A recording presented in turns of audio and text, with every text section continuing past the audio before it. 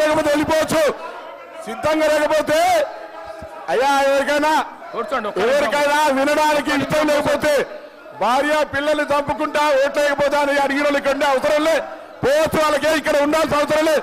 ఓట్లేకపోతే భార్య పిల్లలతోటి శవయాత్ర చూడాల్సి వస్తుంది మాట్లాడితే ఎట్లా అధ్యక్ష? శవయాత్ర ఓట్లేకపోతే భార్య పిల్లలతో శవయాత్ర చూడాలన్నది కూడా ఇక్కడ మాట్లాడితే ఎట్లా అధ్యక్ష? వాళ్ళు కూడా మాట్లాడితే ఎట్లా అధ్యక్ష?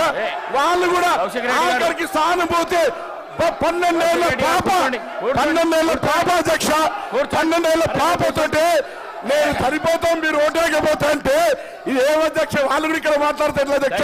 మళ్ళీ గవర్నర్ గారు కూడా రాజకీయాలు బ్లాక్ మెయిల్ గా అవుతున్నారు అధ్యక్ష. అటువంటి వాళ్ళు మాట్లాడితే ఎట్లా అధ్యక్ష? నన్ను కూర్చోమంటారా వాళ్ళు?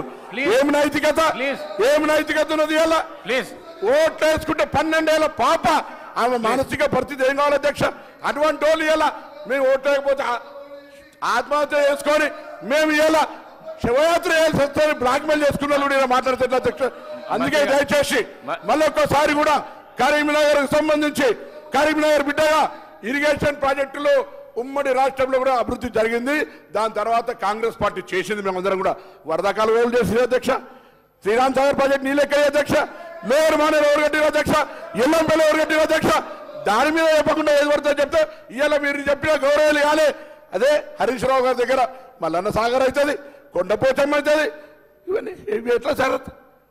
కాబట్టి దయచేసి మాకు కూడా కుర్చేసుకొని కడతారా ప్రాజెక్టు, కేసీఆర్ గారి ప్రాజెక్టు పూర్తి కాలేదని చెప్పడం కొరకు దయచేసి ఈ సందర్భంగా మీ దృష్టికి తెచ్చిన అధ్యక్ష. నమస్కారం. వాళ్ళు కూర్చోమంటే కూర్చొని భయపడేవాడు కాదు అధ్యక్ష. మీ ఆదేశాన్ని పాటిస్తాం, తప్పకుండా సభా మర్యాద కాపాడుతాం.